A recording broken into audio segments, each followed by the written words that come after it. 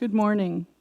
In accordance with Sections 45 and 53 of the Planning Act, this meeting of the Committee of Adjustment of the City of Toronto is called to order. The Committee of Adjustment considers applications for variances from the provisions of the zoning that applies to property, permission to extend or alter lawful non-conforming uses, and consent to sever property to create new lots. My name is Mary Ann Casson. I'm chairing today's panel, and with me today we have Mr. Allison, Mr. Nipfeld, and online we have Ms. Sankar. We acknowledge the land we are meeting on is the traditional territory of many nations, including the Mississaugas of the Credit, the Anishinaabe, the Chippewa, the Haudenosaunee, and the Wendat peoples, and is now home to many diverse First Nations, Inuit, and Métis peoples. We also acknowledge that Toronto is covered by Treaty 13 with the Mississaugas of the Credit. Committee of Adjustment public hearings are conducted in a hybrid in-person and virtual format. Some applicants and participants will make their submissions in person, and others will participate virtually through WebEx. The meetings are also streamed on the Toronto City Planning YouTube channel, and anyone wishing to view the hearing may watch on YouTube.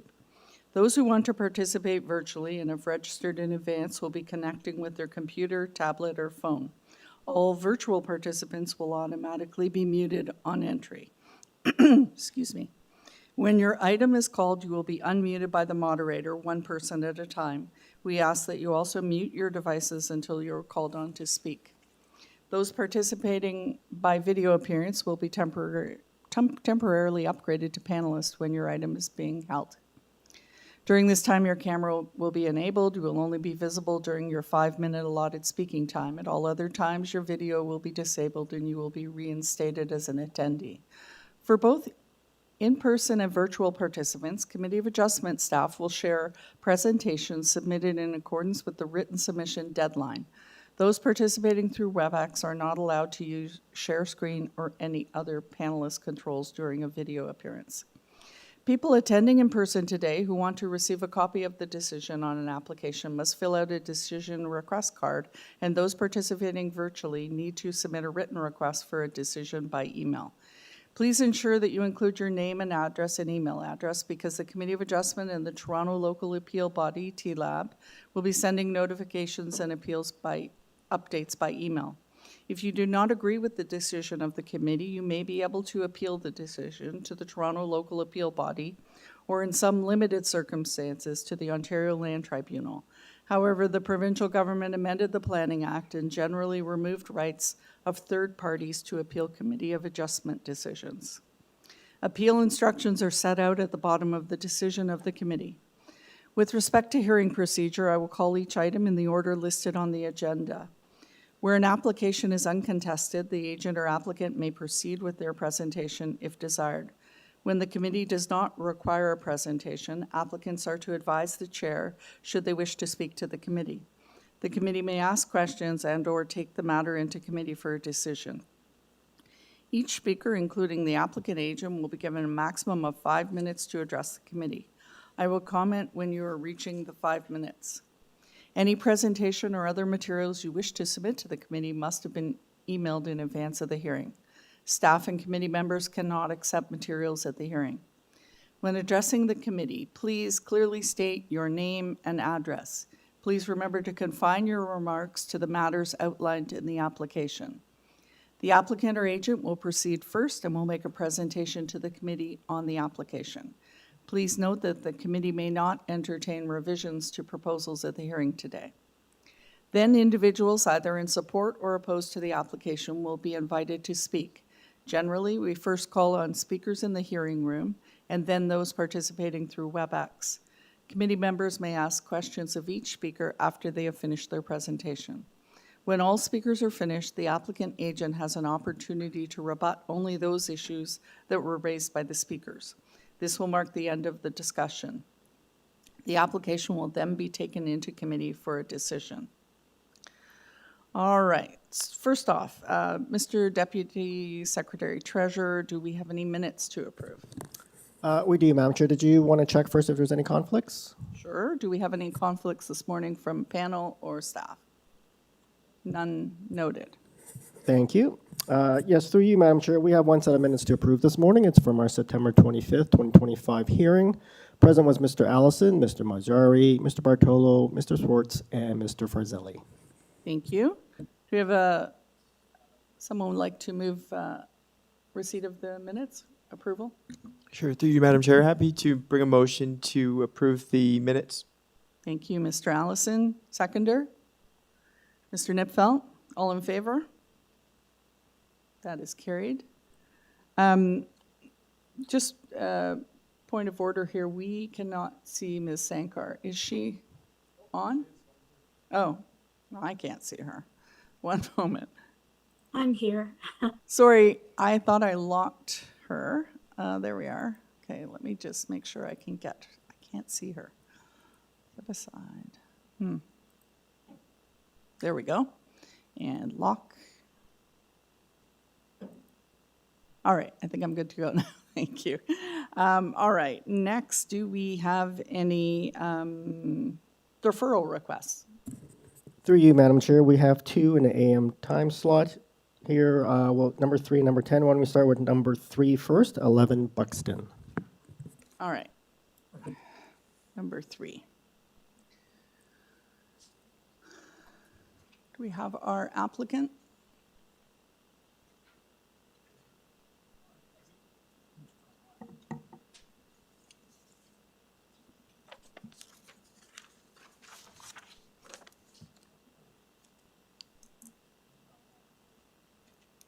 Are you the applicant for number 3?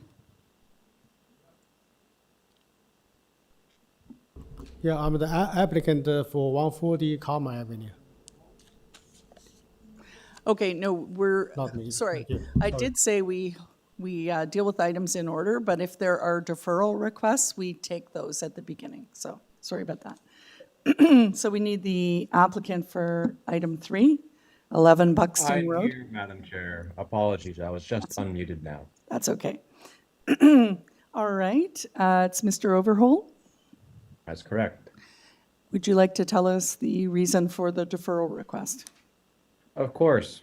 We received a late memo from RNFP regarding the injury to tree number 2 in the front yard, an existing birch tree. We had some opportunity to speak to RNFP a few days ago. After discussion, we're looking to revise portions of our scope of work in order to appease the concerns of RNFP. We believe that we could do this in the next few weeks, and we would be grateful if we could potentially be scheduled for the next hearing. All right, thank you. Do we have anyone here in the audience on item 3, 11 Buxton Road? Nope. All right, thank you. And we don't have anybody online, so would someone like to make a motion? Mr. Allison? Thank you, Madam Chair. I'd like to bring a motion to defer the subject application to provide the applicant an opportunity to have further discussions with RNFP. Okay, and a seconder? Mr. Nipfeld? All in favor? That is unanimous. Your request for deferral has been granted. Thank you. Have a wonderful day. You're welcome. All right. Do we have another deferral in the morning, or is that it? Madam Chair, we have one more. It's item number 10, 18 COBDEN. All right. Good morning. Good morning. Would you like to My name is Ali Malik. name an address, please? My name is Ali Malik, and it's 236 Les Mills Road in Toronto. Okay, and the reason for the deferral? So there was a confusion in our application because in this application we are proposing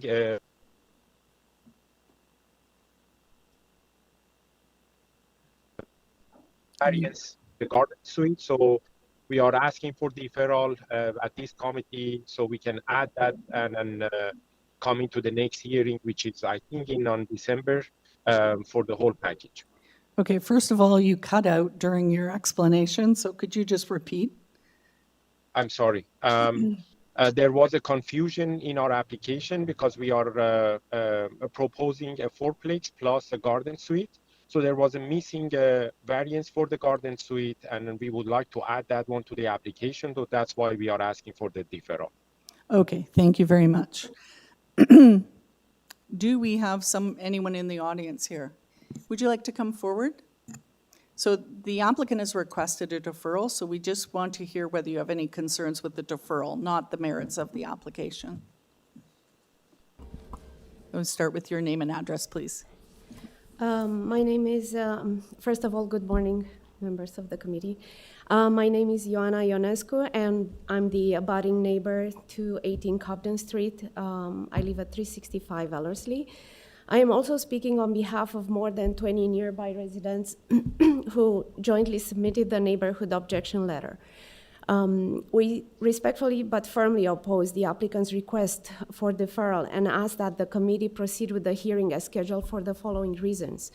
Firstly, timeline and procedural fairness. The file was opened on September 18, giving the applicant over 7 weeks to prepare and file materials. Yet the deferral letter and zoning waiver were uploaded only on November 4th, just 2 business days before this hearing, and after both the community objection and the city submission deadline of October 30th at 4:30 p.m. This filing clearly contravened the committee-owned rule. I quote, written submission to the Committee of Adjustments must be emailed no later than 4:30 p.m., 5 business days before the hearing date, end quote.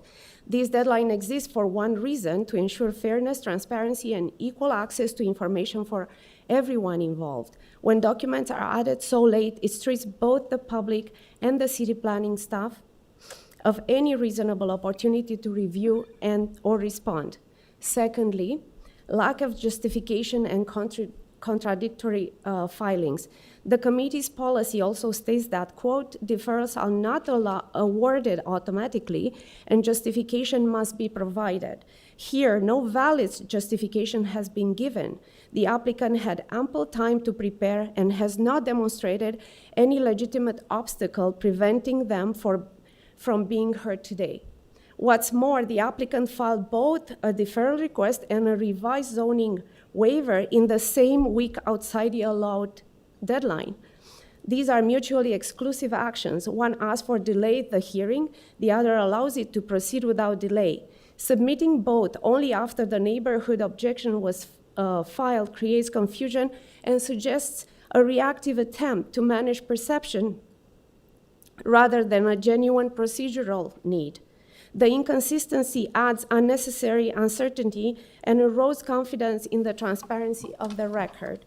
What makes this even more concerning is that the second revised waiver, submitted on November 4th, after October the 30th, published on November 4th, included new wording not present in the earlier version. It says, quote, please note that the variances listed in the zoning notice also form part of the waiver, end quote. That additional line expanded the scope of the waiver, effectively tying it to a fourplex variances listed in the zoning examiner's notice. This change was made after the public submission deadline and after neighborhood objections were filed, meaning neither the public nor city planning had any opportunity to review this new linkage. By adding the language so late, the applicant altered the procedural basis of the file and blurred the distinction between the fourplex and the garden suite, effectively introducing a new combined waiver into record after the notice period had closed. This raises serious concerns about transparency, timing, and procedural fairness. Last but not least, the impact the deferral has on the community and the integrity of the process. I want to emphasize what this deferral request truly means for the people affected by it. Residents have spent weeks reviewing drawings, coordinating signatures, writing letters, and preparing statements, all within the proper deadline. Many rearranged work schedules, family obligations, and personal time to be here. Thank you. Granting a deferral now would dismiss that effort entirely. It would penalize those who respect the rules, and reward the party who ignore them. That is not procedural flexibility, it's a procedural unfairness. In closing, I want to emphasize that this request is not about resisting development. It is about ensuring due process and holding all participants to the same standard. The residents in Cobden Street area have acted in good faith, met every deadline, and participated constructively. We ask only the same respect for timeless transparency and accountability to be applied to all parties. A deferral at this point would also send the wrong message that timelines and deadlines are optional, and that an applicant can alter the process at the last minute without consequence. That would undermine public confidence in this committee's commitment to fairness and due process. For these reasons, we respectfully ask that the committee deny the deferral request and proceed with the hearing today, allowing this matter to be decided on its merits and not delayed through procedural inconsistency.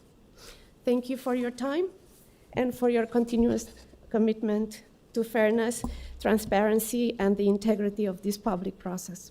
Thank you. Hold on one sec. We'll see if anyone has any questions for the speaker. No? All right. Thank you very much. I think we should bring the applicant back to, is there another one?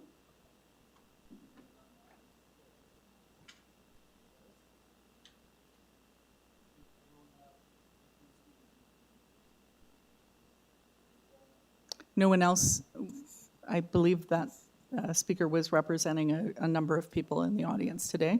Okay, thank you. All right, let's bring the applicant back to address the comments that have been made. To Madam Chair, thank you so much for the opportunity. I think the planning staff and then committee adjustment staff can really respond to this. Our application was submitted complete at the time of the submission to the committee and then building department. Unfortunately, the committee staff that they are preparing a public notice, they miss our waiver that was attached to the zoning notice as part of our application material. And they didn't add that one variance for the garden suite to the public notice. And I had a conversation with the committee planner around more than 20 days ago, and he was noticed that this variance was missing. We tried to, and I requested from the committee to add that variance if we have time, and then that the public notice can reissue and then send to the neighbors.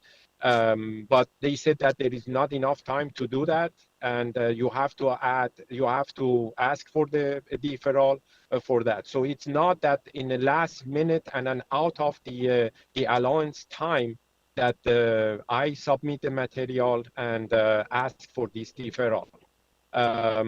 This variance was missed from the beginning, and that was the confusion of the Committee of Adjustment Department for that. And we cannot proceed with this application today because it's a missing variance, and it has to be added to the public notice. And as I am aware that this application is going to back to the schedule by December, and that variance is going to add it to the notice. I am sorry for this confusion. It wasn't the applicant fault at all.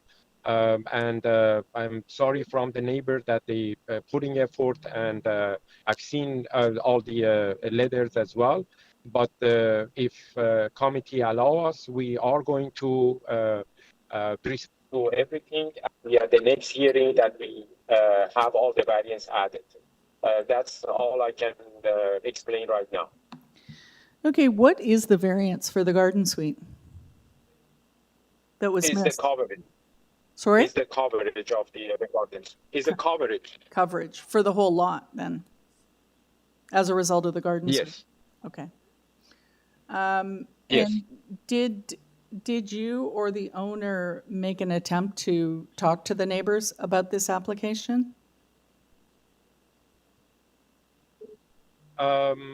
I didn't, but I'm sure that the owner was in a connection, contacting with the neighbors. I don't know exactly who, but because we knew that this variance was missed, so we didn't continue to communicate to the neighbor. So that communication is going to happen for the next hearing, and we are going to respond to the concern of the neighbors as well.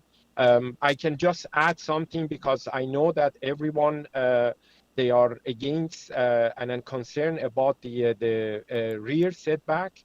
I can say that that rear setback is a very technical issue, and is a condition of our lot that is happening, and I would love to explain that in next committee and then to the neighbors in my communication with them before the hearing, and then that's is going to happen for sure. All right, thank you. Does anyone have any questions of the applicant? No?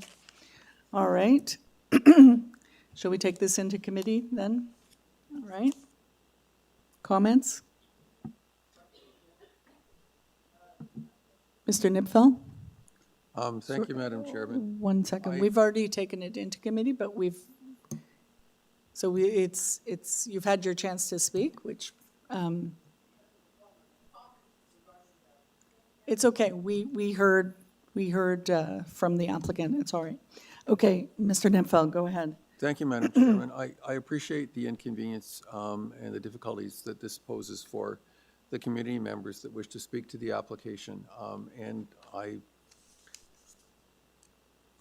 don't know what I can do other than to say I understand. I don't think that not approving the deferral and proceeding today would be helpful. The applicant indicated that the application can't be heard today. We could attempt to, but it would be an incomplete application, and there'd have to be another hearing to deal with the variance that's missed. I'm not here to sort of apply blame to anyone in particular. It's an unfortunate mistake that it wasn't included. But proceeding without that variance is not going to help, because you may get a decision today if we were to proceed, but the whole application would have to be reconsidered again when the new variance is added. So on that basis, Madam Chairman, I think it's only reasonable and practical to approve the requested deferral today, to allow the applicant to update the variances and include the variance that's missing, and also to consult at length with the people that are here, the neighbors that are most affected by the application. Mr. Allison? I'll second that. All right, thank you very much. Ms. Sankar, did you have a comment? You just wanted to No, vote? I was just going to support it. Okay. And I would ask committee staff if they can put back up the reaction so I can raise my hand. Yes. That would be helpful. Thank you. Oh, yeah. Can we do that, staff? She wants to be able to show her reaction, like her hand going up. It's not. No? It's WebEx, I think, but. Try it now, Ms. Sankar? No. No, sorry, it was there at the beginning, but oh, it just came back on. Thank you.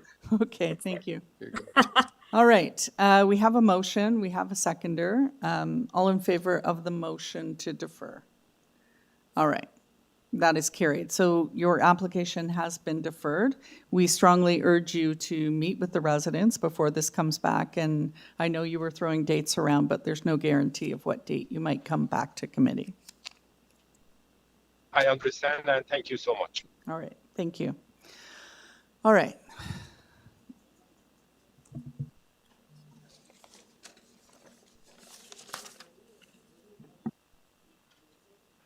All right, I guess we're on to item number 140 Cummer Avenue.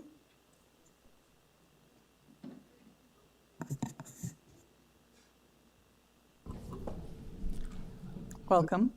Yeah. Good morning, members of the Committee of Adjustment. I'm Victor Lan from FDL Design and Construction Inc., the agent and the applicant for the application at 140 Cummer Avenue, North York. I think I'll make a short presentation. Could we have your address first? Address 140 Cummer Avenue. Okay, thank you. Yeah, thank you. Yeah.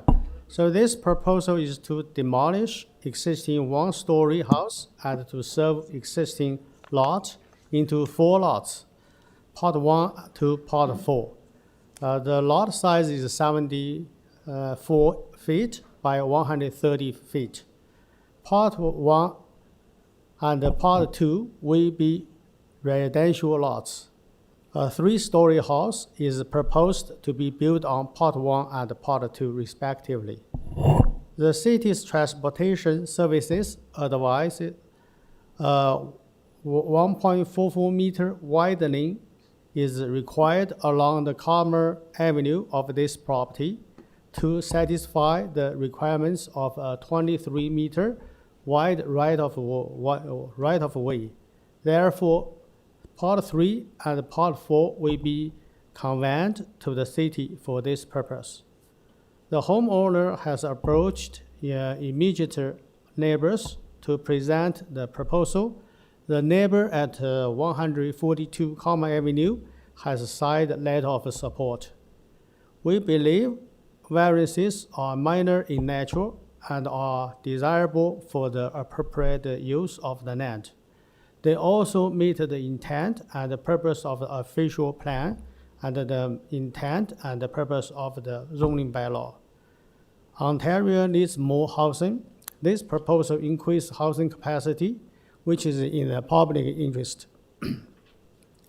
This proposal will fit into its surrounding and is appropriate for the neighborhood.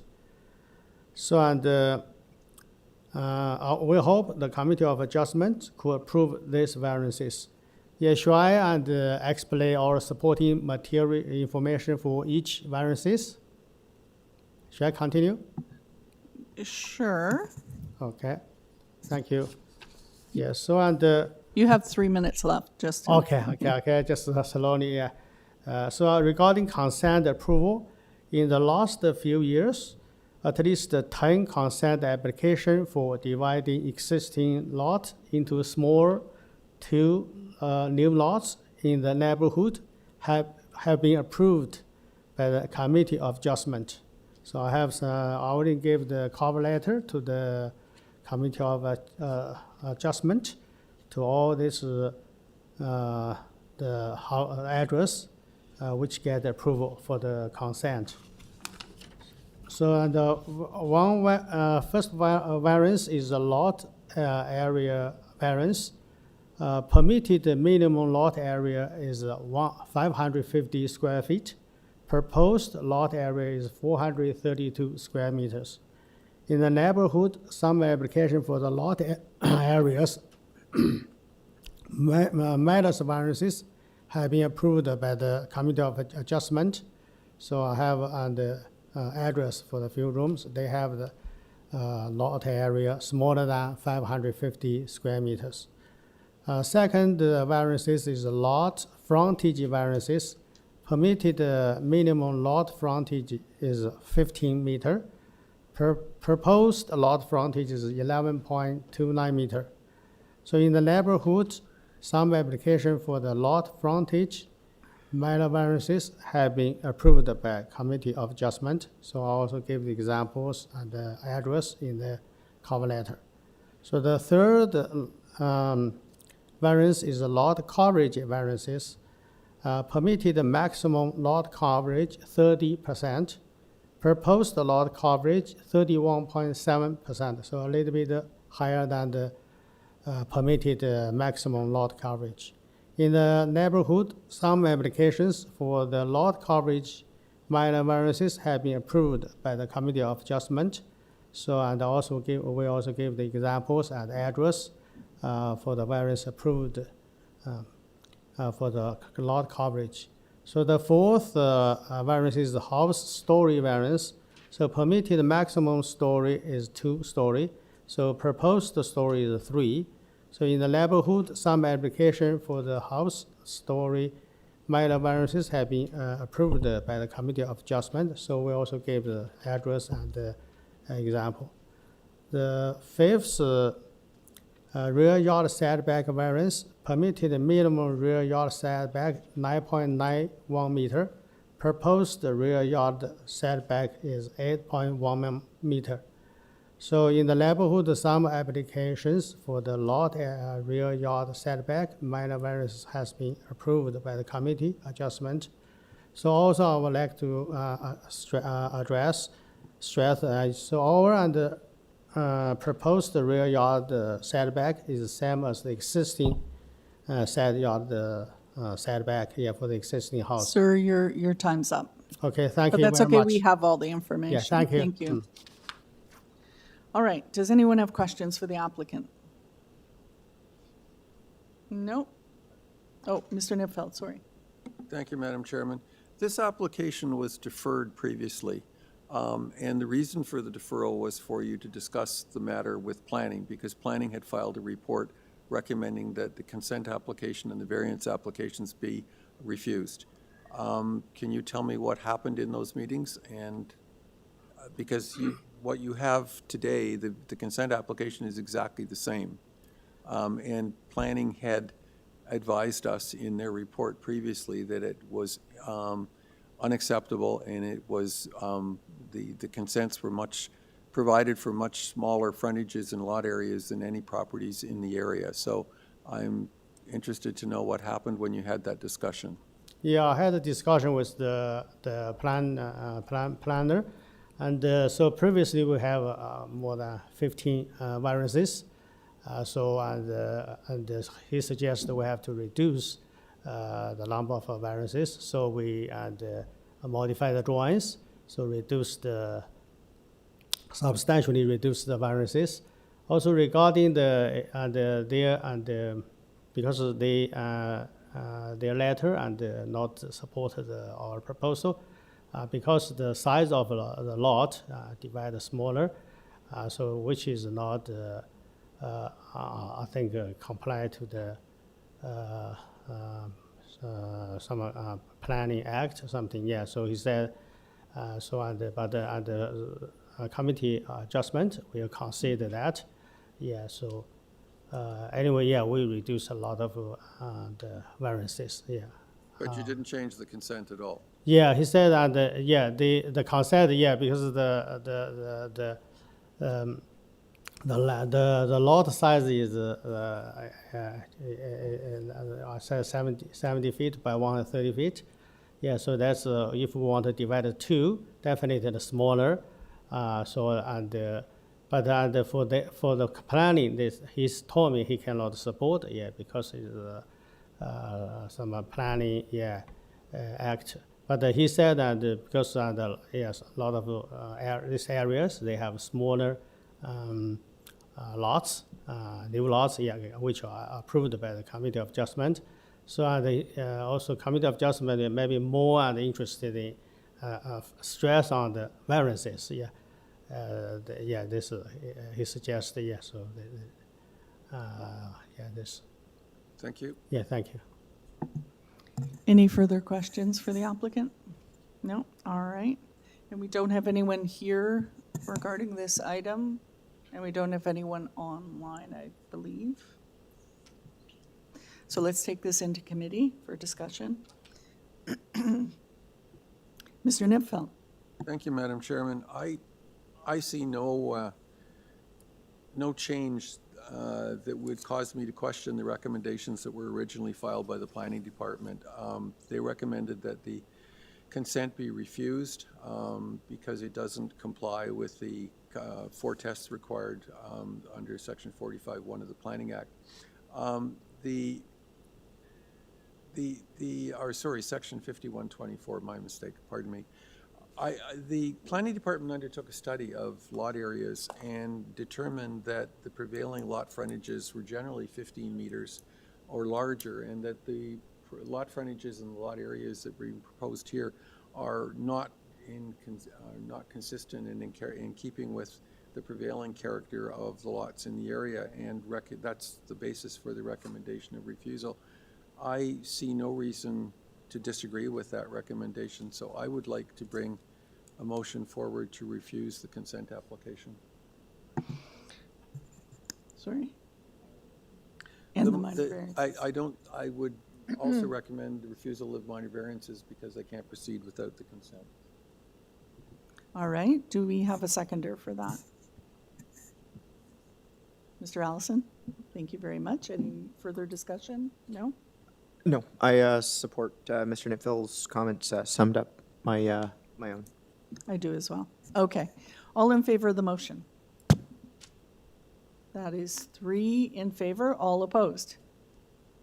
Ms. Sankar opposed. Thank you very much. The application has been refused. All right, item 2. Oh, sorry, item 3. That was deferred. Item 4. No, Sorry, what? 2's okay. Oh, okay, it is 2. I am sorry. Discombobulated, going back and forth. All right, item number 2, 2722 Yonge Street.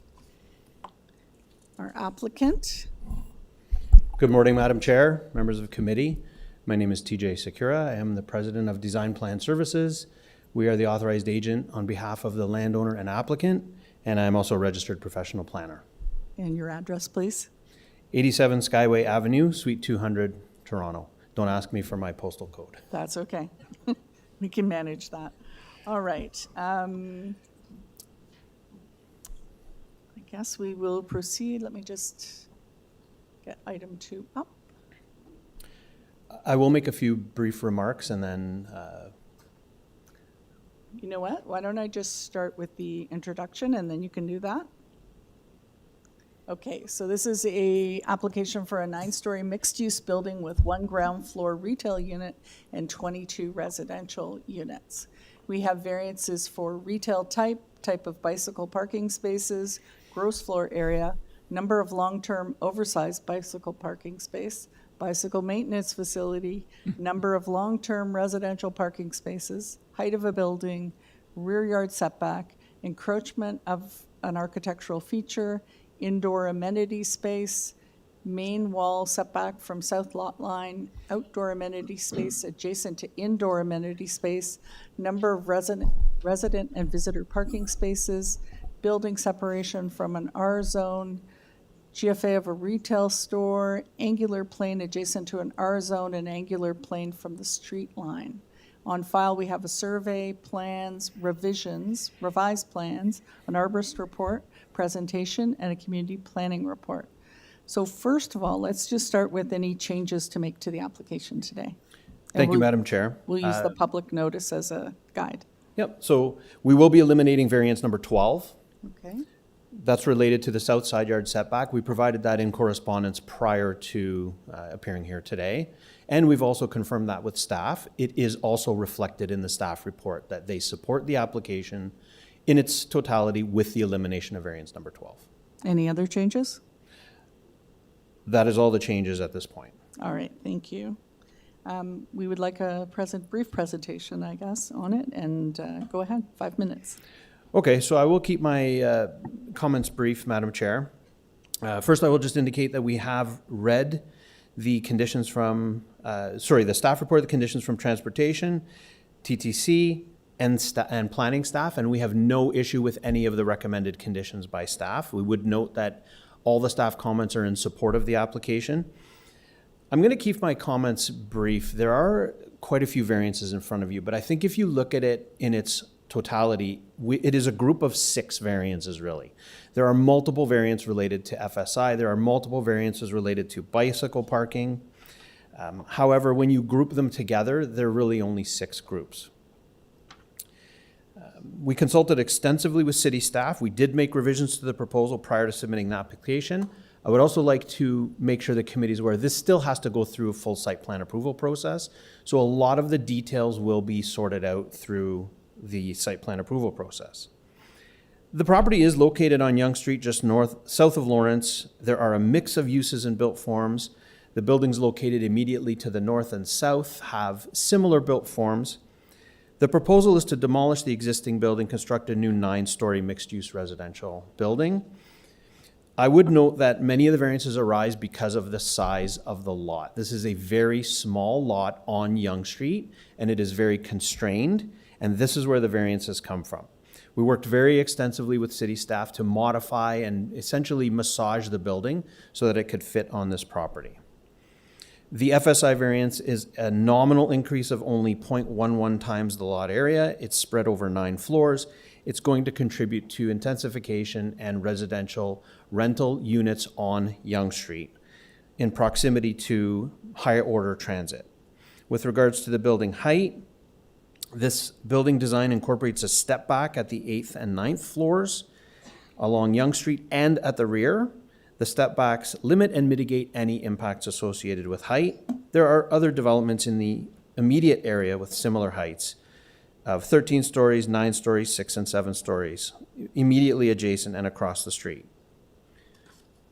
With regards to the rear yard setback, it's largely a function of the fact that the subject property is a relatively shallow lot, but this is well suited for intensification and growth.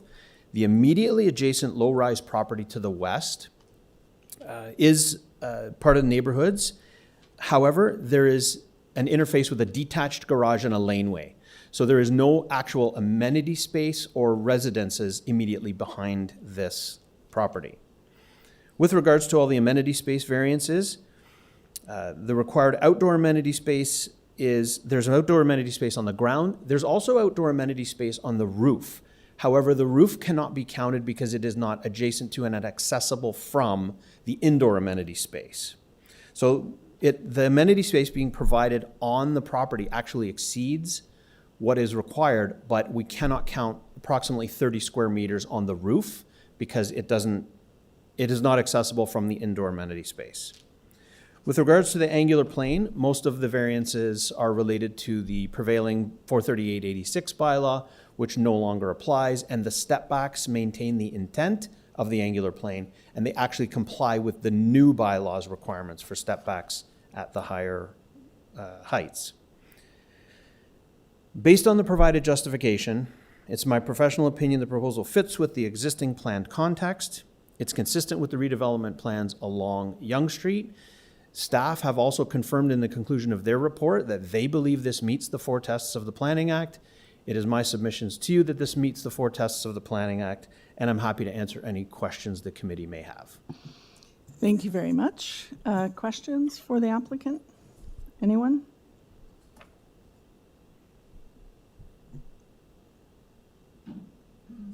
Mr. Allison. Just quickly, I just want to confirm this as well will be subject to site plan approval. Absolutely, yes. Okay. So they'll address things like garbage removal and transportation. Those sort of comments will come out through that process, I presume. Absolutely. We've already started those discussions with city staff. Okay, fair enough. Thank you. No further questions. Mr. Nipfeld, do you have a question or? Yes, I do. A very brief one. Thank you, Madam Chairman. The Planning Department has recommended or has suggested that you have offered to remove all the windows on the south elevation in discussions with them, but the elevations we have still have windows on them. Do you have a revised south elevation without any windows on it, and is that information correct? So that information is correct. Staff asked us to remove those windows, thereby eliminating the variance for the south side yard setback, because you're only required to provide a setback where there are windows. So we agreed to that. We do have a revised set of elevations. However, that was done so recently that we did not submit a revised set of elevations to the committee because, frankly, it was just too late. Okay, So- so we can't call up a plan. We'll just have to do it in words then. That's correct. Okay. And the elimination of variance number 12 requires us to remove those windows. Okay, thank you. All right, any other questions for the applicant? All right, and there's nobody here in the audience regarding this matter or online, from what I can tell. All right, thank you very much. Okay, we'll take this into committee. Thank you.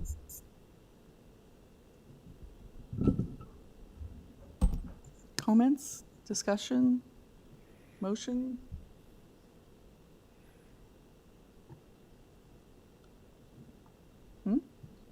Oh, thank you. Sorry, Ms. Sankar. Go ahead. Your hand's working and I missed it. Yeah, Go I ahead. finally got my hand working. Thank you, Sam and Simon.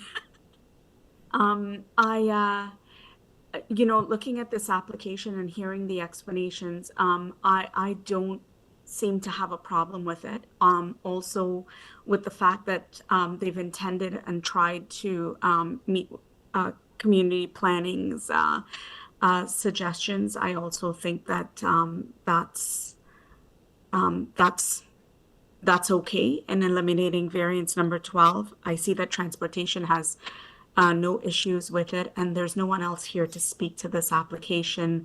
I think I understand it, and I do believe it meets the 4 tests, in my opinion. So I'd like to put forward a motion to approve this application, making it subject to the October 30th staff report. I'm not sure if I should be adding the TTC advisory comments, but it could be subject to that as well. Also, just I think I heard my colleague saying that he may be in favor of it being subject to the site plan. So I can put that out there as well. That's my motion. Just regarding your motion, I think we should be making the TTC conditions because it's right on Yonge Street, so I believe they're probably participating in that technical review anyway, so. Madam Chair, just to clarify, they're not advisory on the checkbox. They're noted as conditions. Thank you for that. Yeah. So it will be subject to the TTC report. And transportation Like has it's- a memo. And transportation's comments as well. And The planning. TTC report was October 15th. And I think you already mentioned planning's conditions, Ms. Sanko? Absolutely. Yes. Yes. All right, subject to all of those. All right, yes, so the application as amended, Ms. Sankar, with variance 12 being removed, okay. Just to clarify, are we, And there was, forgive me, was there a mention of any sort of site plan? I thought I heard. well, I think it's subject to site plan. It is, I just wanted to clarify, we run into trouble Yes, when I someone did says say it was not that. included. Ms. Sankar did say site plan, subject to site plan. I mean, I think it's a given, but, all right. So we have a motion. Do we have a seconder? Mr. Nipfeld, thank you. All in favor of the motion? That is unanimous. The application as amended has been approved. Thank you, Madam Chair, members of committee. Thank you. All right. Let's see if I can get my numbers straight now. 4? Thank you. 47 Glenview Avenue.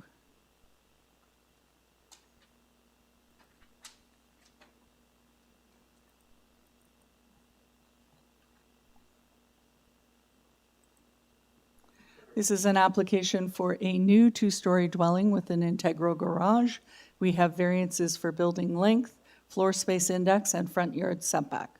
On file, we have a survey, site plans, revised plans, supporting material, site photos, community planning report, urban forestry memo, 5 letters of opposition, and a revised set of plans dated October 31st, 2025. Do we have our applicant here or online?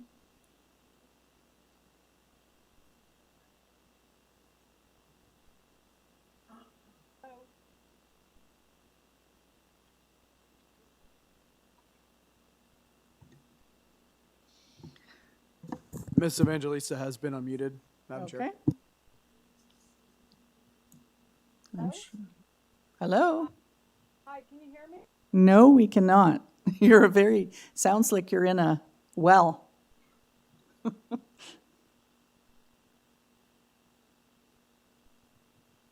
better? Not really.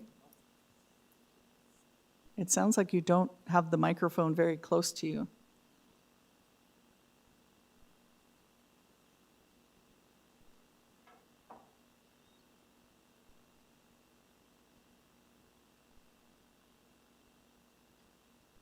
At high volume. Okay. If I talk louder, is that better? Yes. Okay, I'll talk very loud. Good morning, Madam Chair, members. Ida Evangelista on behalf of the owners of 47 Glenview Avenue. We do, you mentioned the letters of opposition, but we do have a letter of support. 4 opposition, 1 support. Okay. And sorry, Miss Evangelista, could we just have your address? Sure. 53 Bentworth Avenue, Toronto. Thank you. And do you have any changes to make to the application today? I do. We worked with planning staff and we have amended variance number 3. The front yard setback will now read 7.62 meters. All right. Thank you very much. Any other changes? Nope, that's all the changes. And I read through the letters of opposition. I see that, most of them had concerns of the front yard setback. And I would like to add that the new front yard setback is better than what exists. The existing home front yard setback is 7.46, and we've pushed the house back even further. And I would just want to go over the variances, if that's okay, just real quick. So we are asking for a building length of 18.89, and that's strictly due to we're squaring off the basement. If you look at the site plan, next page. So if you look at the site plan, you'll see there's a pop out at the back, and then you'll see that the front entrance steps in. So the basement area, the basement area is squared off at the front of the house and at the back of the house, which is contributing to that 18.89. However, on the main floor and the second floor, on the east side, the building length is 17.13. And on the west side, it's 18.09, because the garage does, come out just a little bit. One of the other comments that were on the letter was one of the neighbors was concerned because we have a 2-car garage. There are 2-car garages in the neighborhood. However, I would like to add, because I believe the concern was, for fear that we were going to be taking over, basically the green space and parking space on the street. But as you notice from the site plan, you'll see that the entry point into the driveway is just for, space for a 1 car. It's not an actual double car driveway opening. So it is a single space. So it would not be any different than what is there now. And our FSI, so we are asking for an FSI. I looked through the neighborhood, and in this neighborhood, FSIs, they vary from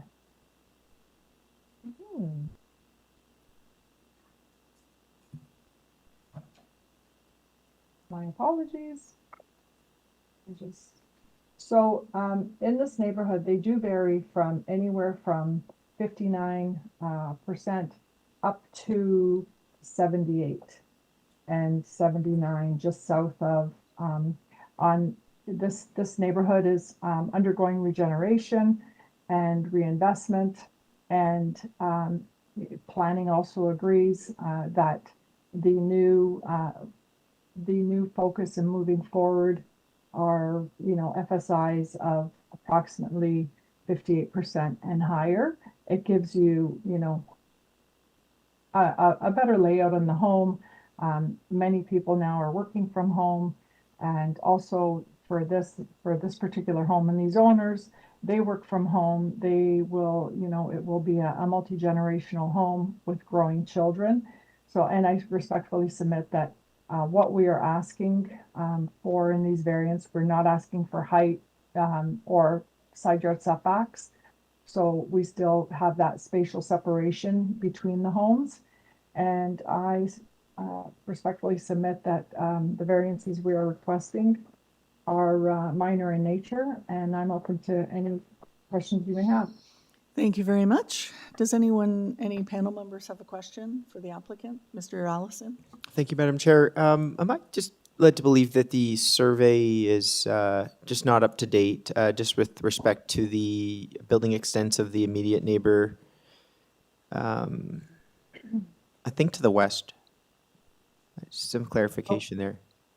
So the neighbor to the west, they have one of those, so if you take a look at the aerial photo, if staff can just go to the aerial photo at the end.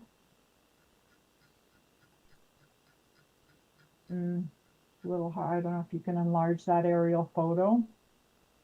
And you'll see their roof line goes over there. They have a large front porch with large pillars, it has presence. And the front yard setback, as I mentioned, so currently the front yard setback, because the survey you have is up to date, and the front yard setback on the west corner is 7.46 on the existing home. And the front yard setback that the surveyor took it to the front wall. However, if you look at even the subject property photo, you'll see it is the home on the left on this aerial. And on here you'll see it's the photo on the right where you'll see that the surveyor took it to the front wall.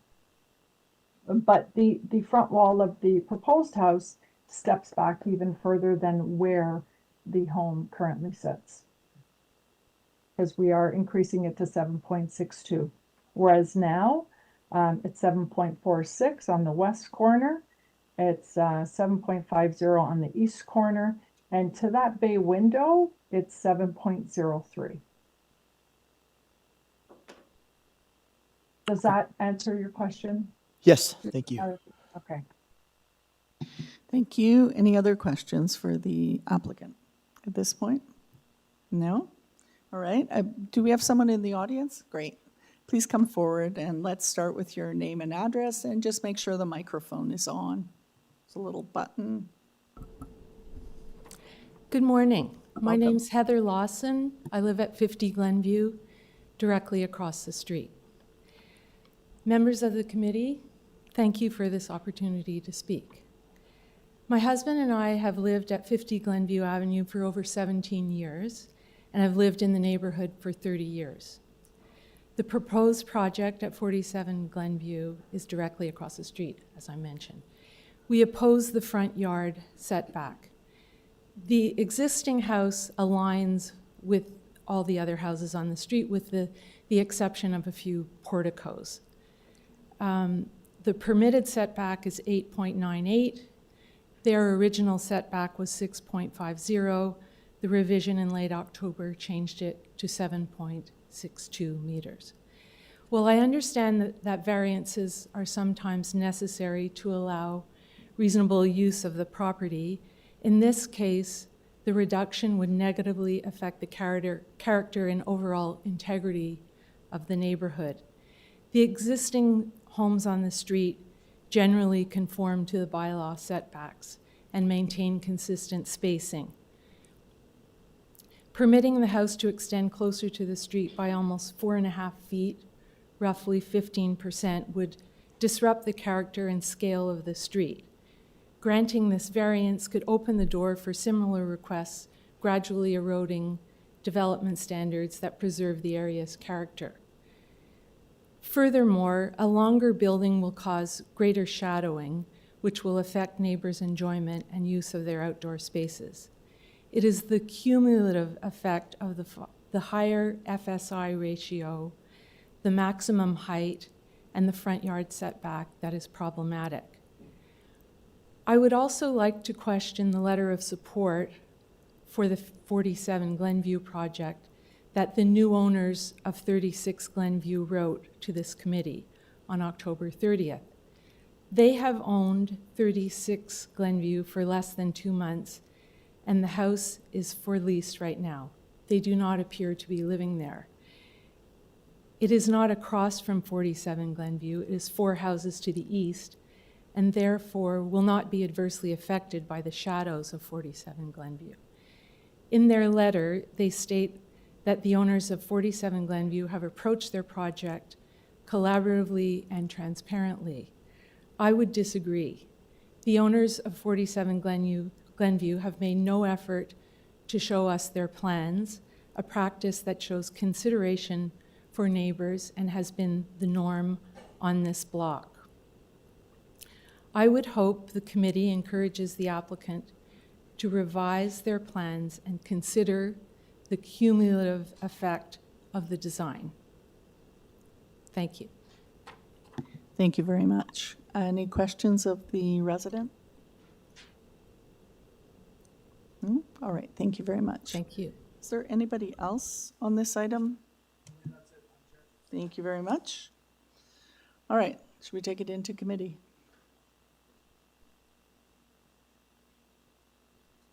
Oh, sorry. I am sorry. A little slow this morning. Let's have the applicant back to address the residents' concern.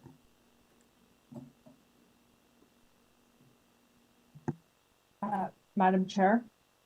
Yes. So the front yard setback of 7.62 aligns. And as I mentioned, the home where it sits right now aligns with the neighboring properties, and that's at 7.46. And what we've done is we've brought the house back even a little bit further to further align better with the neighboring properties at 45 and 49. This house, and if you take a look at the last page of my presentation, you'll see, so number 50, their approximate front yard setback's 565. So this is, and then to the to pop out at the front, it's approximately 470. So this is something that is consistent, and we will not be misaligning with the new front yard setback of 7.62. We will be and continue to be in line with neighboring properties. As you see, if you would take a look where right now the aerial photo, the red dot, you'll see that that is where the house currently sits, and we are going to bring it back a little bit more to be more in line with the neighboring properties. So I respectfully submit that the new front yard setback and also in conversation with planning and, revisiting the front yard setback for this neighborhood, the 7.62 does align with neighboring properties, will be characteristic, and will not cause any adverse effect on neighboring properties. Thank you very much. Any questions of the applicant? No? All right, thank you. Let's take this into committee now.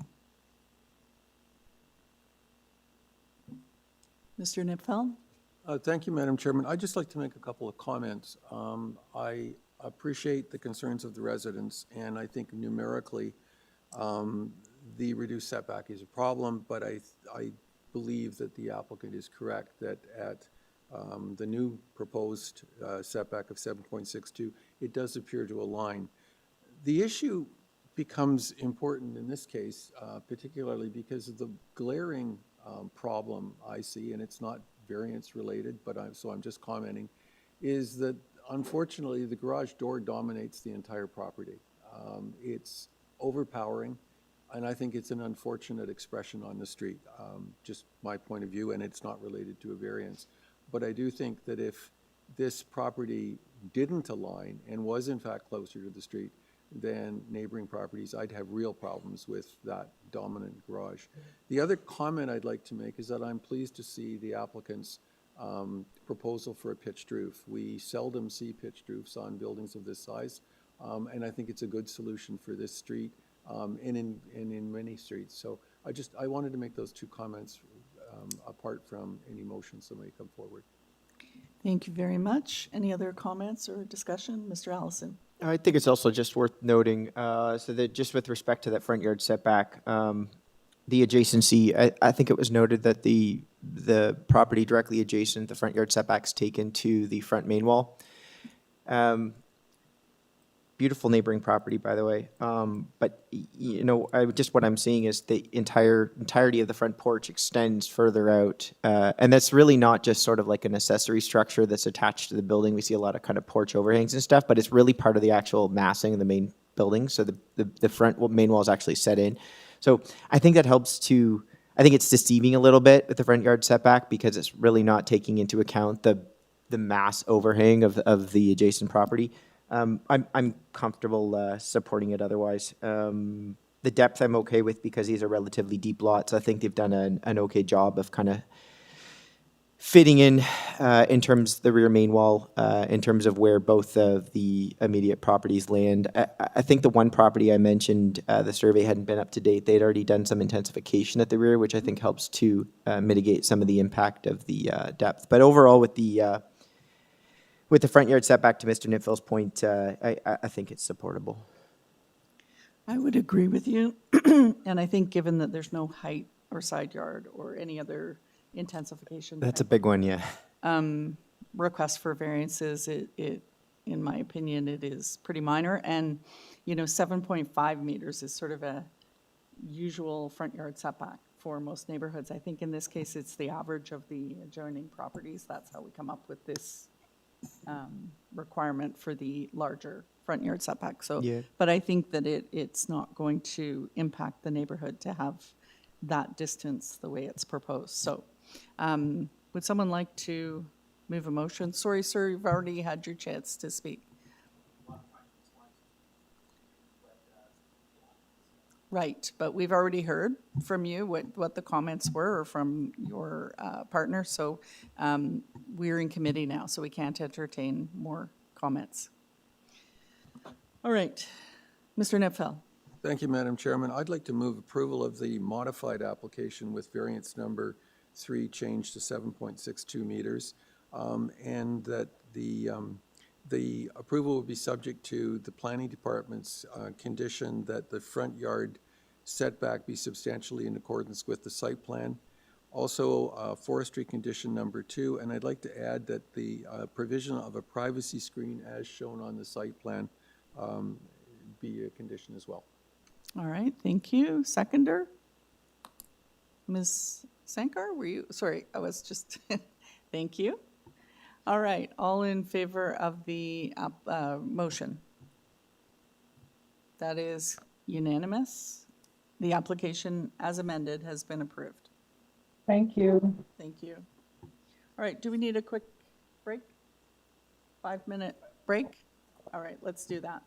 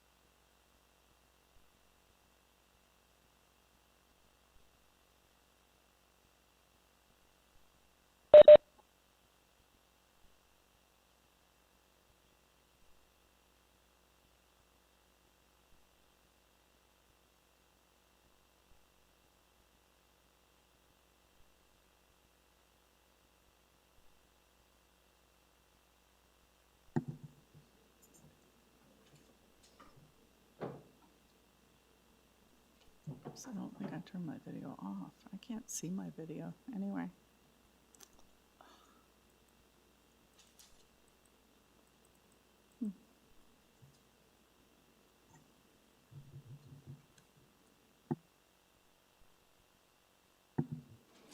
All right, I think we're ready to proceed.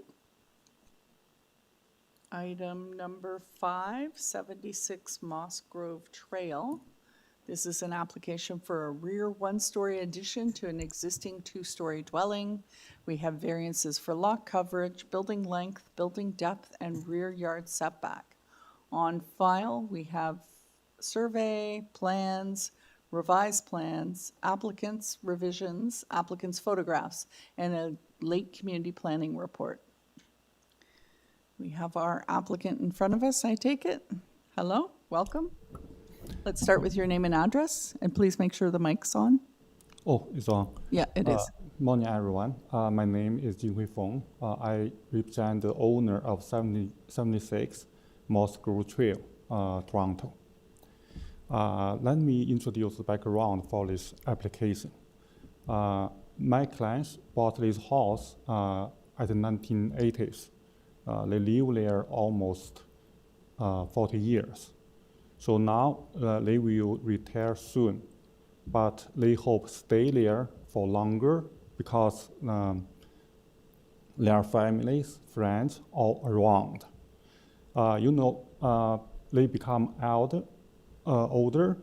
It's hard for them to access the second floor because all the bedroom at the second floor.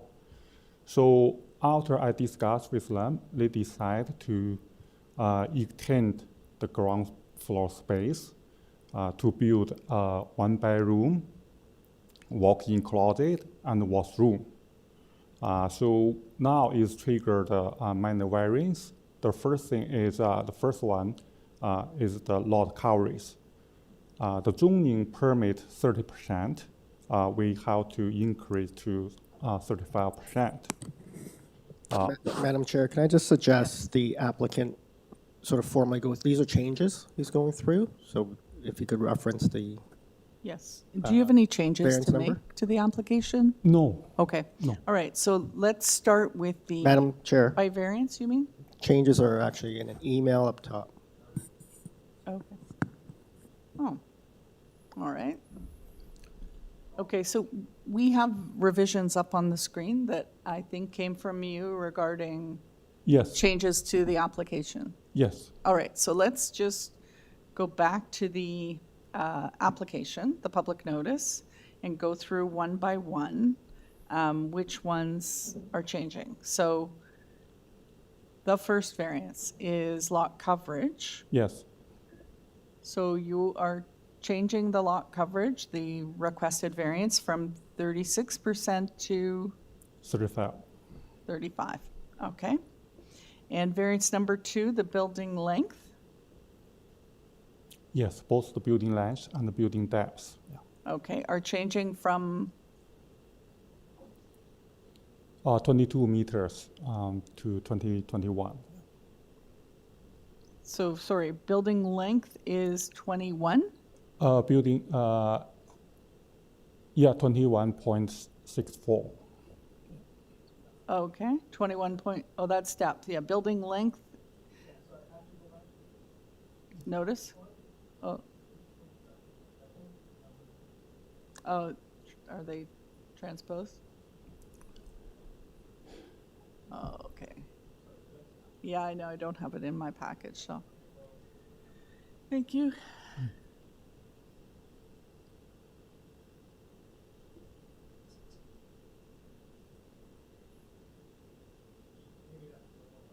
Yes.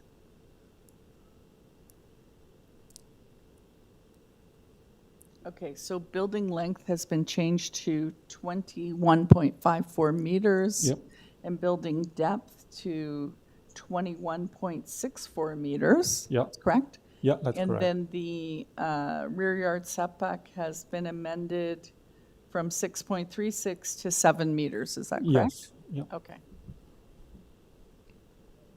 You're welcome. All right. So you were explaining the reason for the changes. Yep.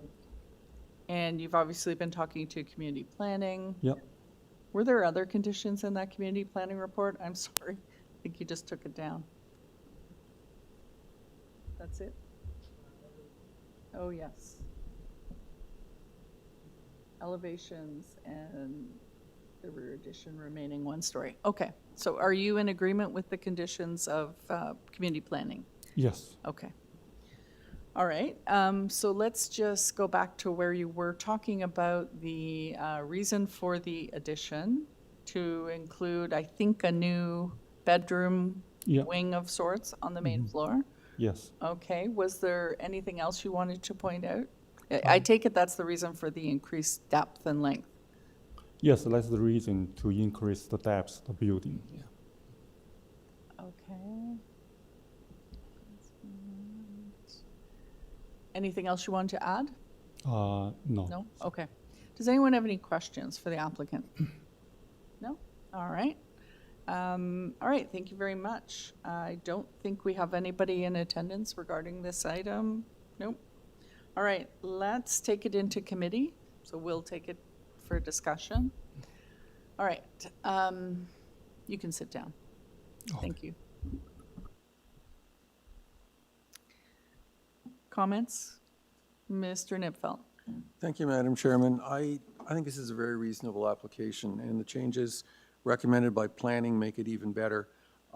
Unless my colleagues have any concerns with the application, I'd like to move approval of the amended application with variance 1 at 35%, variance 2, the building length at 21.54 meters, variance 3 with the building depth at 21.64 meters, variance 4 with the rear yard setback of 7 meters, and 2 conditions: 1, that the building length and depth be developed in accordance with the site plan, north and south elevations, and the rear addition to remain 1 story in height.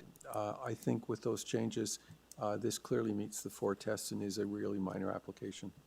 Thank you very much. And Ms. Sankar, are you seconding that motion? Thank you very much. All right, all in favor? That is unanimous. The application has been approved as amended.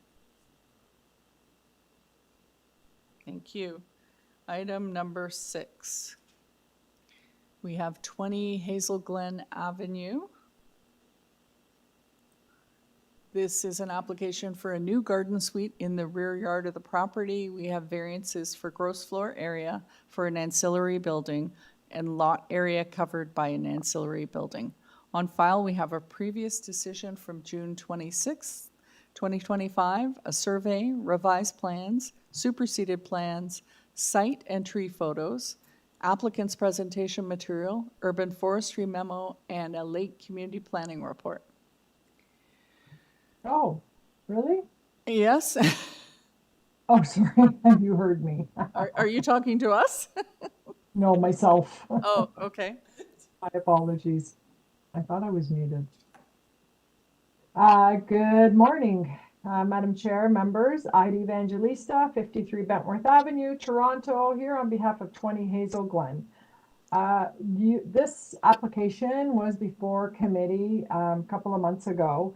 And when the architect submitted for building permit, even though there was a lot of back and forth with zoning with the first, submission for the June 26 hearing, we then subsequently found out that zoning missed 2 variances, and those are the 2 variances that are before you. I would like a half a second to find out what this last minute planning report is, because I just checked last night. Can we just put it up? Thank you. They will be in support because they were okay with everything. We've had communication. Yeah, I think they're just tying it to site plan. Yeah, because we increased at the last hearing, we increased the setback of 1.20 on the west side. And yeah, I believe it's more just to tie it to the site plan. So tying it to the site plan, submitted to the committee on October 31st. Does that? Say Sound right? exact, yes. Yeah. Mm. So nothing else has changed. The only reason why I'm here is just for the two variants that were missed in the previous zoning review. All right, thank you. Does anyone have any questions of the applicant? No? All right, thank you very much. And there's nobody here on this item and nobody online. So let's take this into committee. Ms. Sankar? Well, through you, Madam Chair, if there's no other discussions, I think that this is pretty straightforward and well laid out. They do have the support of planning, and I do know that this application has sort of come back with these two missed variances. So given all of the above, I'm ready to put forward a motion to approve this application. Make it subject to the October 31st staff report, in that the setbacks of the garden suite be developed substantially in accordance with the site plan submitted to the Committee of Adjustment on October 31st. And I believe there's a forestry condition. There is a forestry condition, yeah, number 2. Okay, Thank you. All right, we have a motion. Would someone second that? Mr. Nipfeld, thank you very much. All in favor of the application? That is unanimous. The application has been approved.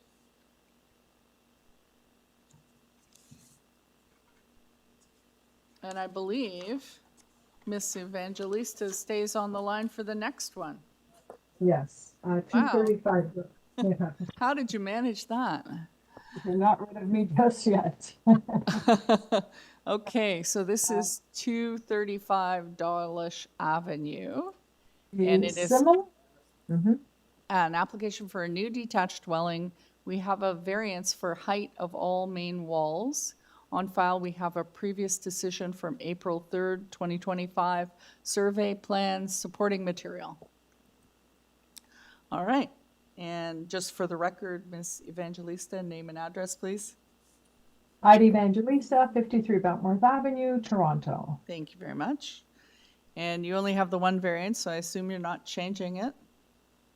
No, and the reason what brings me back here today is this application was before committee on April the 3rd. It was approved for the side walls, and when it was submitted for building permit, similar situation, the way the decision read, wasn't clearly stating that it was for all sidewalls. So now that's what brings us back. We've made no changes to the application. The condition that we received at the last hearing, that was adhered to. We increased the setback, and that's, we've done all of that. But in ways of any other changes to the application, everything is exactly the same.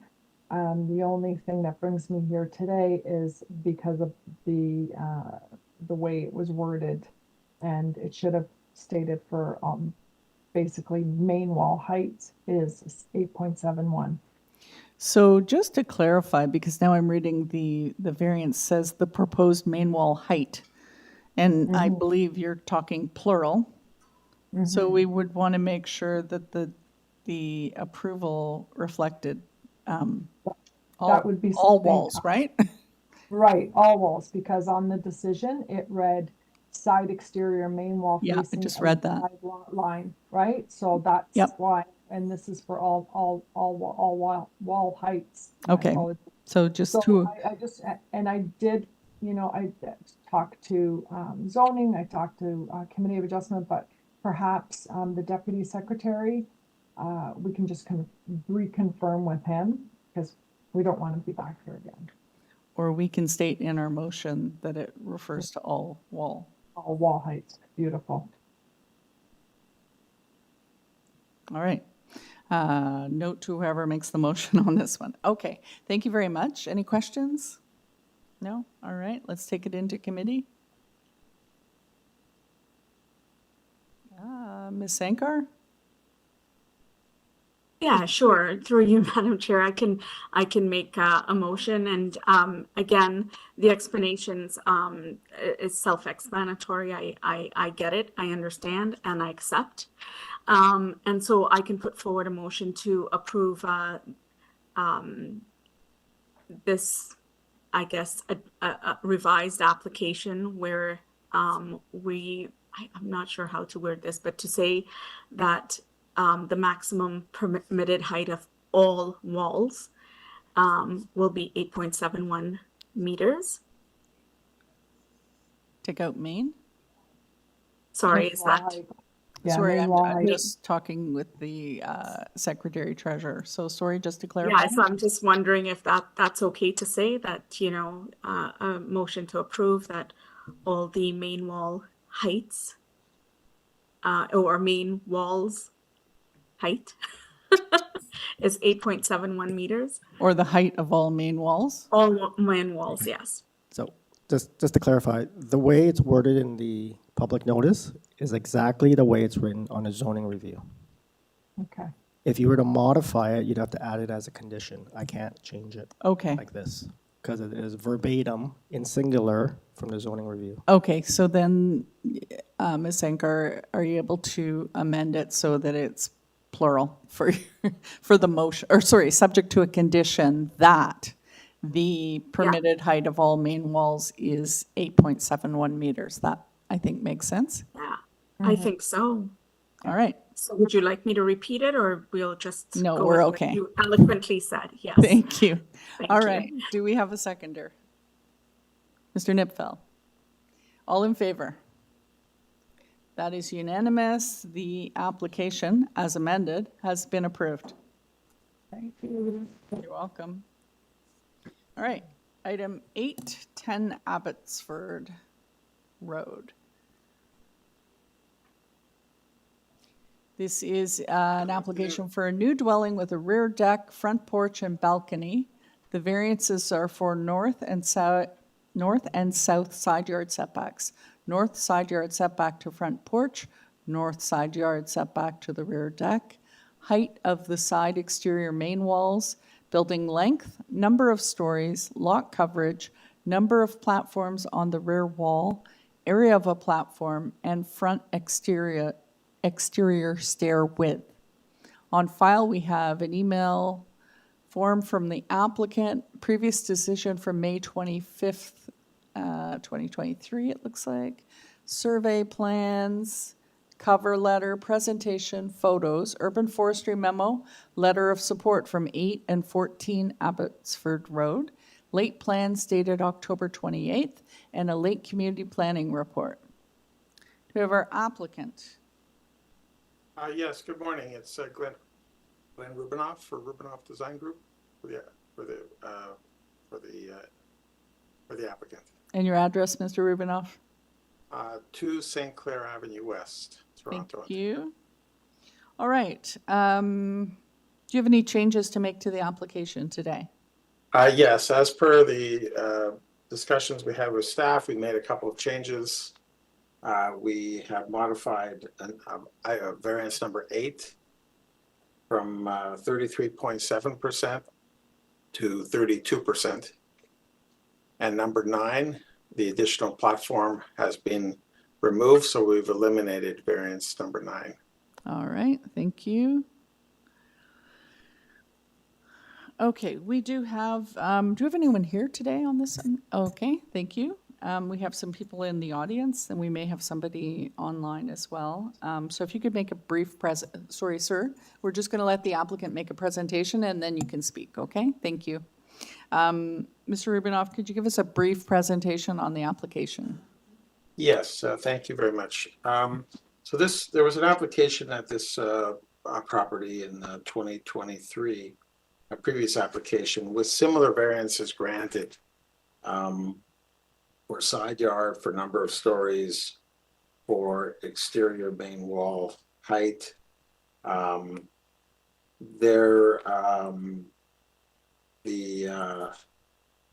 The thing about the building length, it was tied to the front elevation when my client purchased the home with the plans. And he saw, went through the plans, he saw there were changes that he wanted to make. Because of the plan changes affected the front elevation, we knew we had to come back to committee for this. So some of the variances before you, we had a cover letter we submitted to the committee outlining that the side yard setbacks and the number of stories were previously approved through the committee in 2023. We did speak with planning and made adjustments to reduce the coverage to the requested amount for them to 32%.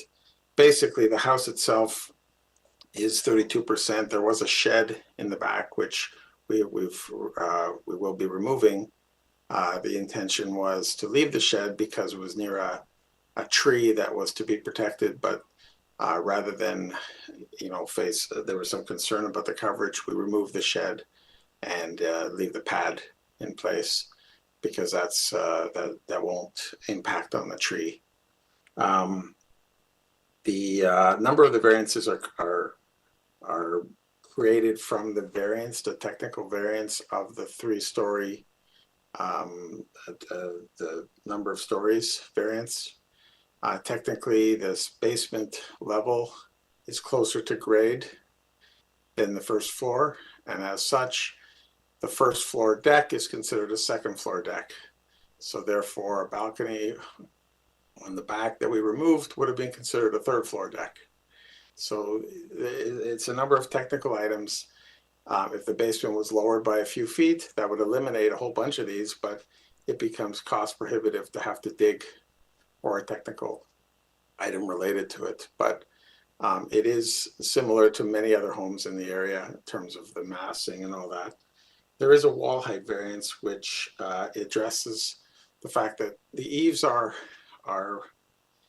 not terribly high, but there's a projection up for the dormer for a window, and that is what the staff also in their report addresses. That's why they're asking for to be tied to the elevations, the left, right, and rear drawings. I feel that this application is not that different from anything that's been existing being redeveloped in the area, and certainly consistent with with the previously approved with some minor adjustments. The building length is an interesting one because the actual building is less than 17 meters, the 2-story portion.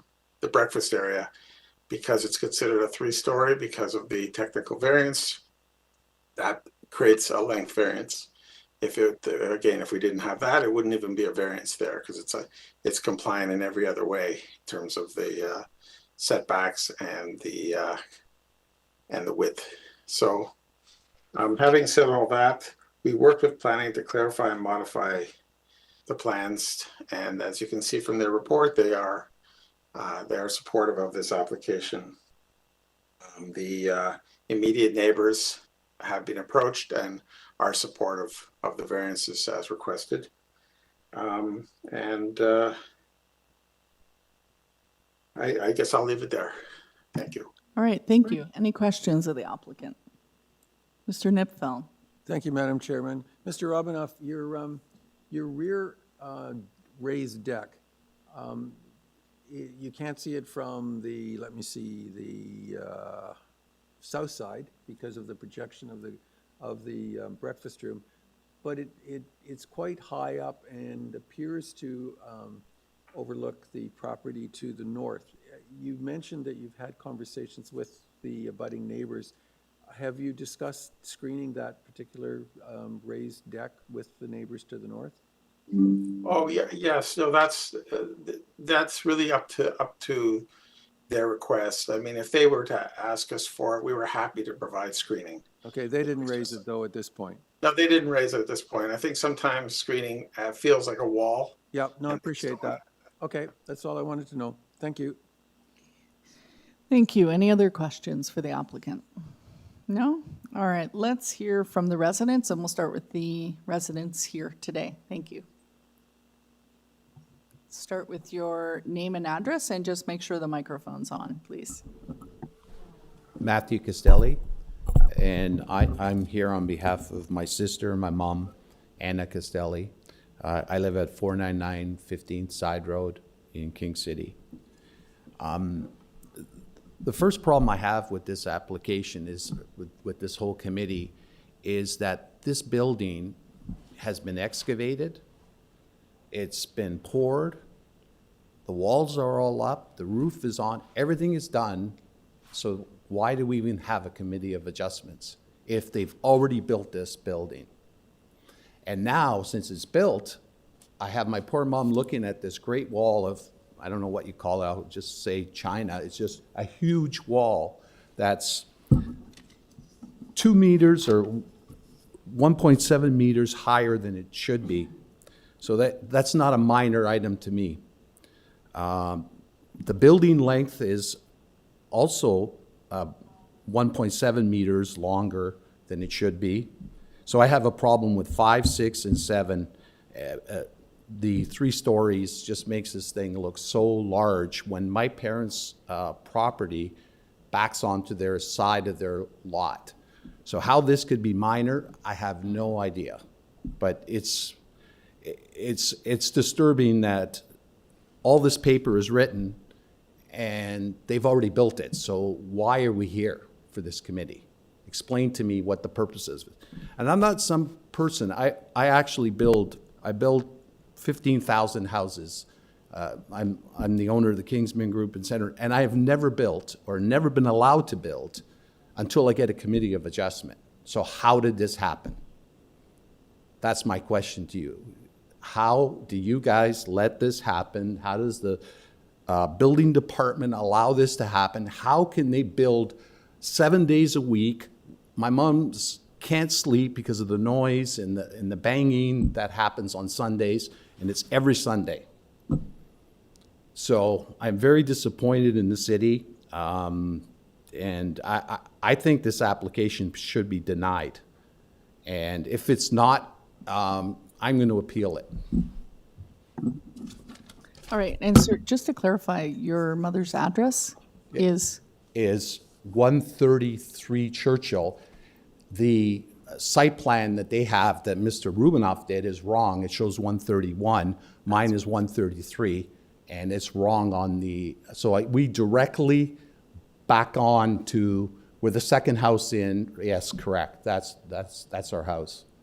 And I grew up in the house from. Marked as 131 is actually 133? Correct, okay. Correct.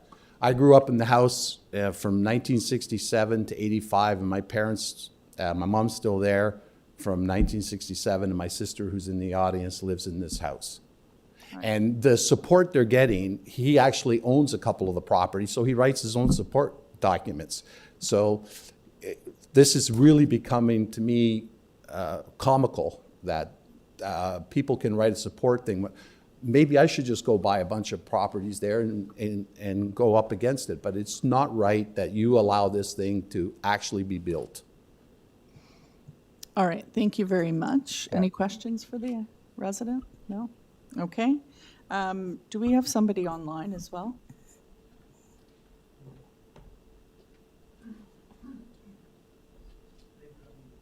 Okay. Go ahead if you can hear us. Mr. Cowan? No, I'm simply observing. Oh, okay. Okay, thank you very much. All right, let's bring the applicant back to address the concerns that have been raised, because I think they would know how this building has been built.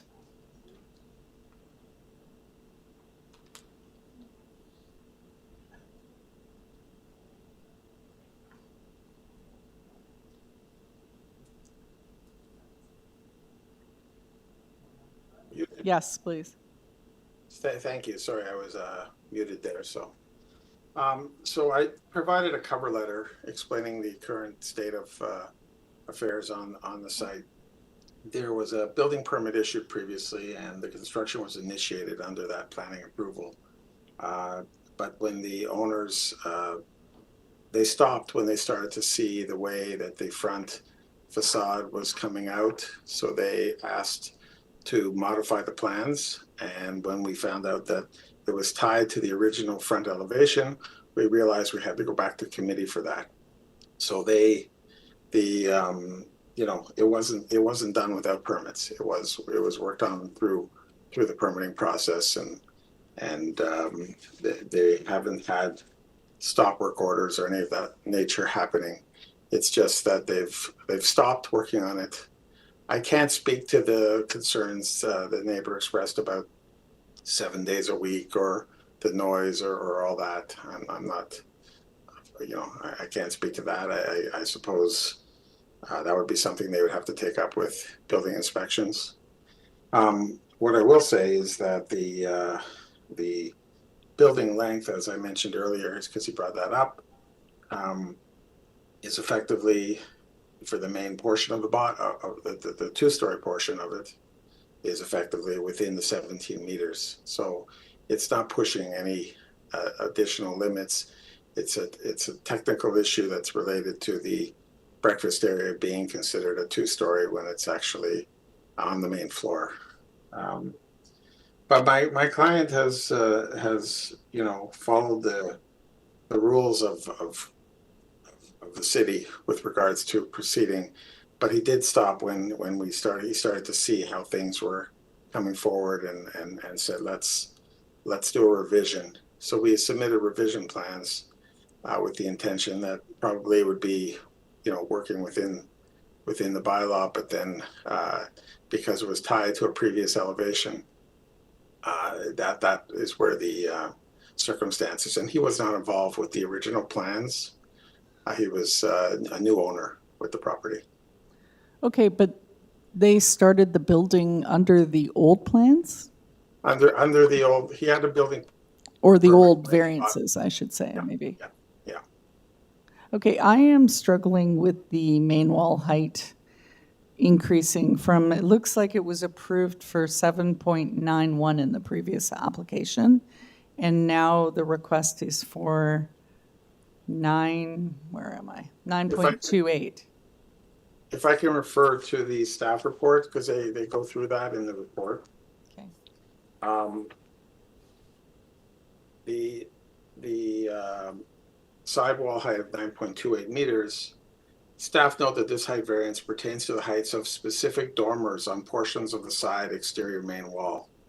So they're not referring to the eaves around the house, they're referring to projections for some dormers around the house. They're not, that's what it is. We're not asking for a wall height all the way around at that level. It's just for some projections, and it's indicated on the elevations. So you wouldn't have a concern if we tied it to the elevation drawings? Exactly. That's what staff has recommended there. Number 4, their conditions or recommendations. Okay, I see. Yes, thank you. Sorry, that was a late one.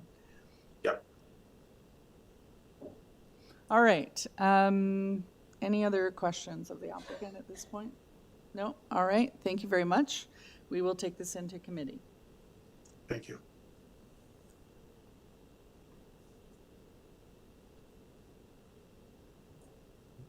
Mr. Allison. Thank you, Madam Chair. I can get us started. I think generally, I think it's a supportable application. I do have some concern with the platform at the rear. There's a bit of an interesting condition here where the side yard abuts a rear yard of those properties on the adjacent street. With respect to the adjacent neighbor, they aren't very deep lots, so there's not much setback on the side there. I think I'd be, supportive of a side yard setback variance, but I'm not too thrilled about the way that it sort of manifests itself at the rear with the platform height. And just particularly, you've got a side yard setback variance, you've got a projection variance, you've got a size variance. I think all of that cumulatively, I think it's too much of an impact on the immediate neighbor and their rear lot line. So, while I think privacy screens could mitigate it, I think the massing then becomes too much because you've also got a depth variance and again, a side yard setback variance. You're pretty close to the property line to begin with. I think in this case, because of the adjacency, what I would like to see is just a reduced platform, have that stair brought down maybe to a larger deck, perhaps towards basement level, just to mitigate some of the privacy. Other than that, I think generally supportable. I take the applicant's submission about the side main wall height only being for some specific dormers. But with respect to the platform, variances number 4, 9, and 10, I think are problematic right now for me. Thank you. Anyone else?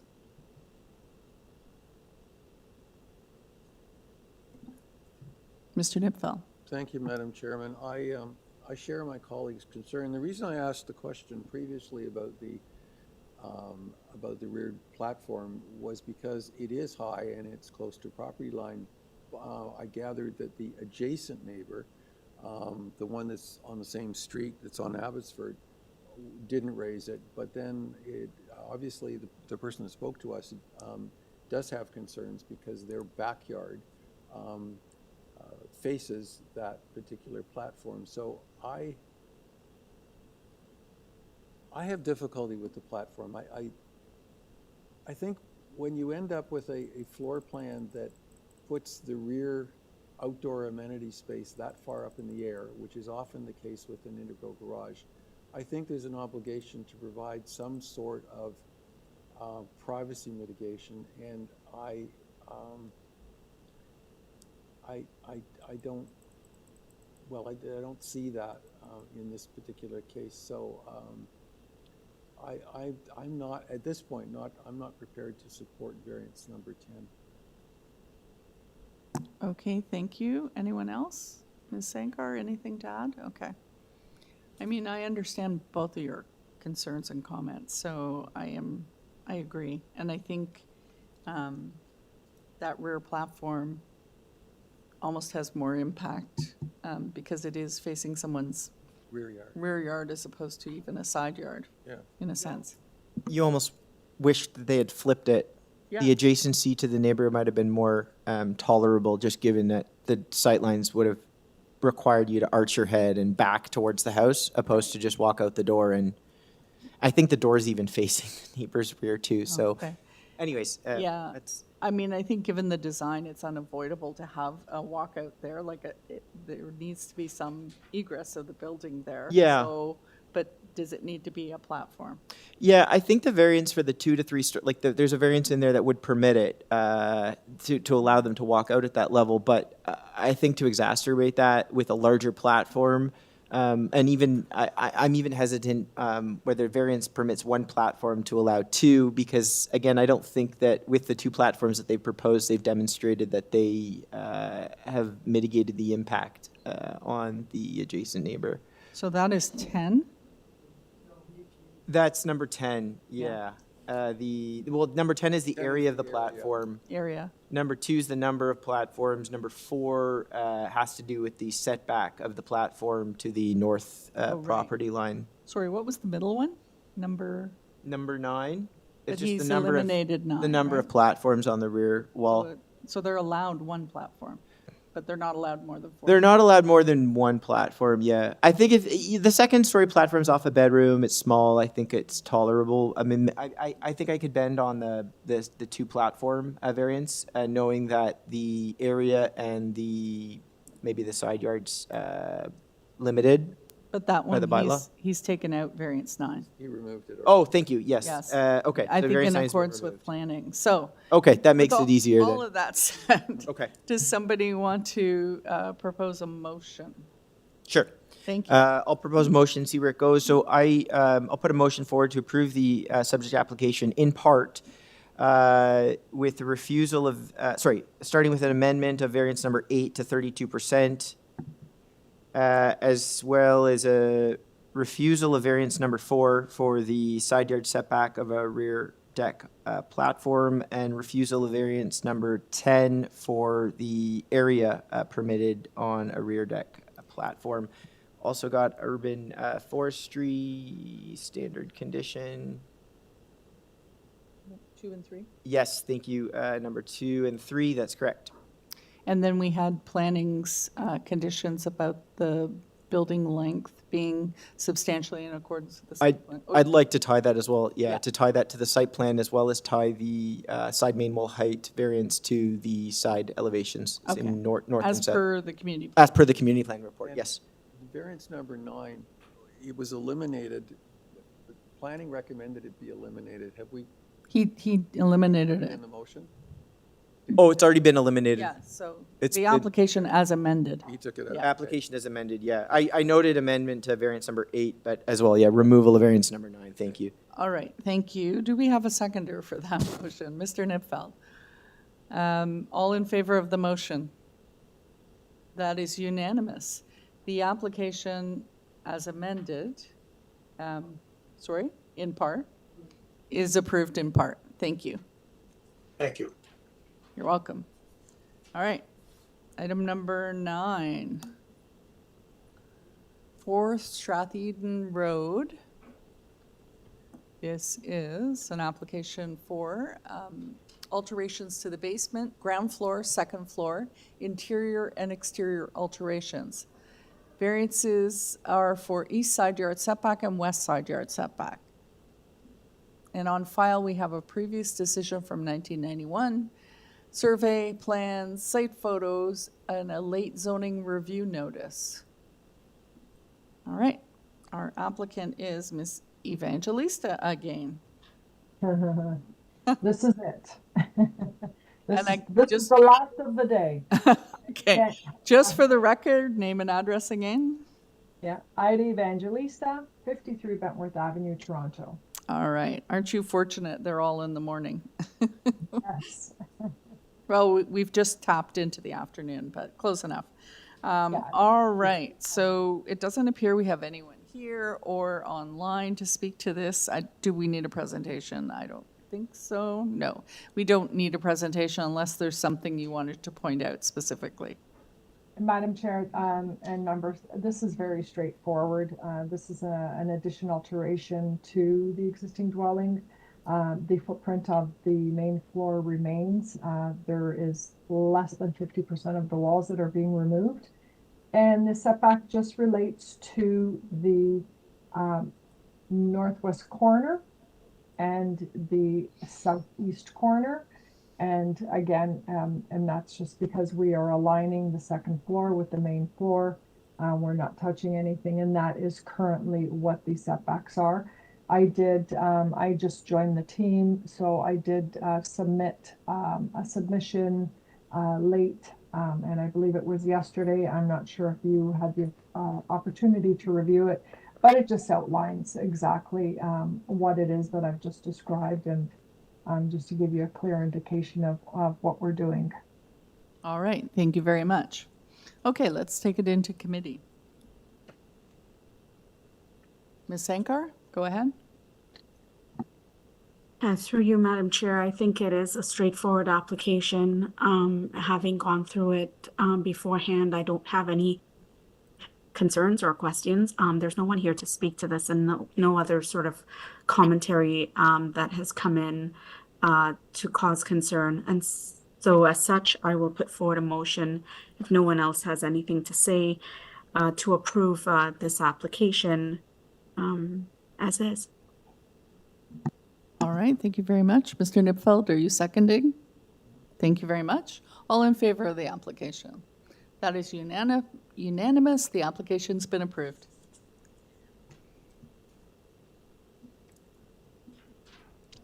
Have a great day. Thank you, you too. All right, we are item 11.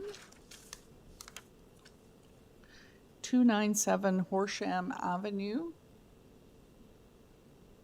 And, I just need to move my notes up. Oh, shoot. There we go. This is an application for a new detached dwelling with an integral garage. We have variances for lot coverage, height of exterior main walls. On file, we have a survey, site plan, plans, supporting material, site photos, and urban forestry memo. Our applicant Ali Shokeri, 326 Shepherd Avenue East. Good morning. Good afternoon, Mr. Good Shapiro. afternoon, sorry. Just barely. All right. There doesn't appear to be anybody here on this application. Does anyone want a presentation? No. I don't think we need a presentation unless there's something you want to point out specifically. No, Madam Chair, nothing to point out on my side. Thank you. Okay, thank you. We'll take it into committee then. Mr. Nipfel, go ahead. Thank you, Madam Chairman. This is a very straightforward application and a very minor one. It doesn't have any, I don't believe it has any negative impacts on the neighborhood, and I think it clearly meets the 4 tests. I'd like to move approval, subject to forestry condition number 1. Thank you very much. Do we have a seconder? Ms. Sankar? All in favor? That is unanimous. The application has been approved. Thanks so much. Thank you. All right, that concludes our morning session, so we will be back at 2 p.m.